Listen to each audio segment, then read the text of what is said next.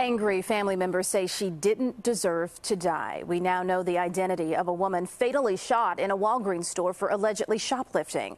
Her family says 46-year-old Circe Bernardo was a disabled, unemployed mother of 5. They say she was on her way to see her boyfriend when she stopped to pick up some things from the store.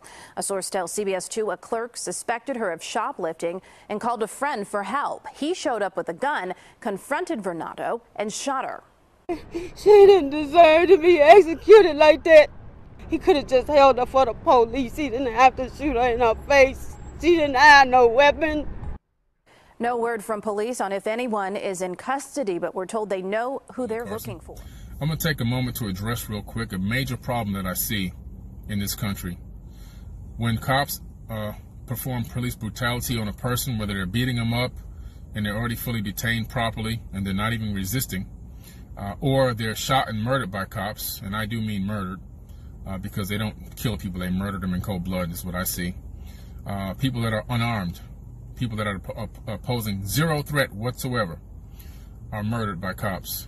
And then when I post something about this to make it public and address the issue of police brutality, people comment, oh, that person deserved it because they were high on this, or they were high on that, or they shouldn't have been resisting, and so forth and so on. Let me tell you something. If I bend you down right now and take a cane out and start wiping at your face with it, the first thing you're going to do is put your hands up in self-defense. Nobody's going to sit there with their hands behind their back and let themselves get beat down in the face with a steel club. That's just natural human reaction. That's just natural reflexes to protect yourself. That's why people that are always beat up by cops have all the signs of the beating on their arms and hands, because they're trying to protect themselves with their hands and arms. I mean, it's just common sense. Number two, people who are supposedly on this drug or that drug or on drugs, you don't know what they're on. Neither does the cop. The cop doesn't say, okay, pause, hold it. Let me take a blood test. Let me extract your blood. Let me get your urine. Okay, let me run it through this machine now and see what drug you're on before I murder you. No, they're assuming that the person's on a drug. It could be a person with a mental breakdown or a psychological disorder that needs help and assistance. But what do? They beat them up or they kill them. If they detect that somebody's a disabled person, psychologically or mentally disabled, or maybe even physically disabled, they go in even harder on disabled people. They love that. It lets them beat on their chest even more, you know? And this is a major problem that we have in America, police brutality. Stop accepting it. Stop saying it's okay. In America, you're supposed to be innocent until proven guilty, period.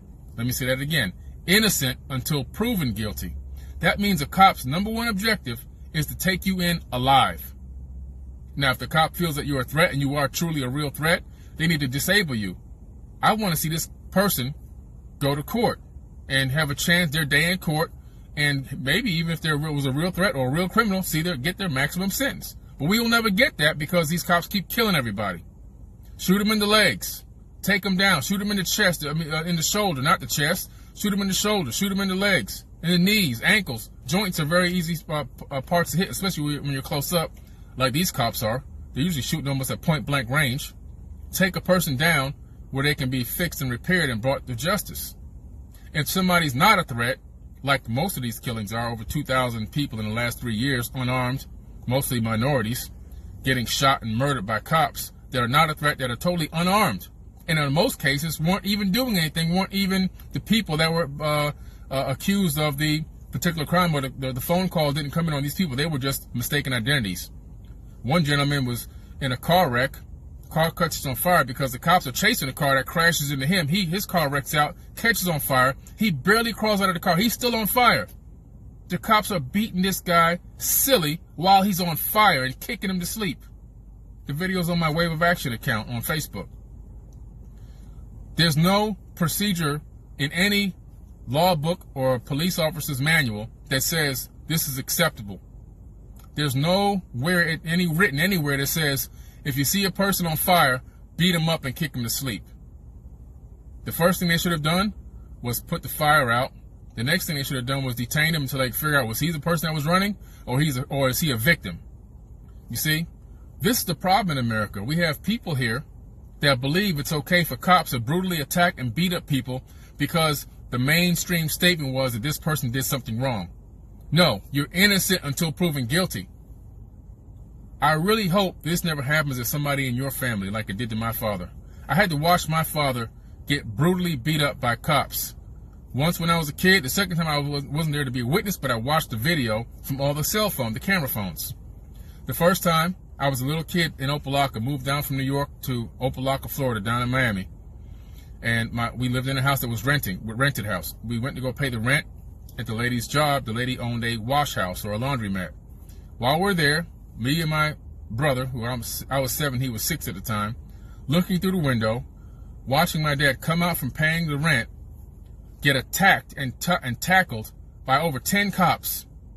This is in 1977, and beat down to the ground and then put shotguns to his head because they thought he was a suspect for some crime that supposedly happened somewhere in the area. My mom is screaming, I'm screaming and crying, my brother's screaming and crying, what's going on, what's going on? My dad's screaming, what did I do, what did I do? They beat this man literally almost till he was knocked out. Then they got up and just walked away, got in their cars and went on another head hunt. Fast forward to 2016, my dad's invited to a concert in Palm Bay, Florida. This is a public record account because it was a court case that we actually won. Palm Bay, Florida. He's at an actual concert, sitting in the front row, invited by one of the musicians. He's the only black person in the front row of this event. A phone call comes in. We have the 911 tapes. There's a vagrant black in the front row harassing people, and he's probably drunk. This is the phone call that comes in. Guess what happens? 4 minutes later, 4 cops roll into the concert while it's going on, snatch my dad up, beat him down in front of the entire concert, all the viewers and fans and the performers, right there in front of everybody. Now, keep in mind, my dad weighs 115 pounds, and he's 74 years old. Keep that in mind. 4 cops. They drag him out the side exit by the back of the stage and continue to beat him up some more with all the street cameras and all the people out there now with the cell phone cameras. And they gave him a double concussion and injured his spine. Up until that point, at 74, he was still playing basketball with the kids in the neighborhood out in front of his house. He had the neighborhood basketball hoop, and he would go out there and shoot hoops with the kids. Now he can't do it anymore. You know what he's got now? A cane. He's got a cane, and his brain is not right anymore. He's not even close to where he was. He's off.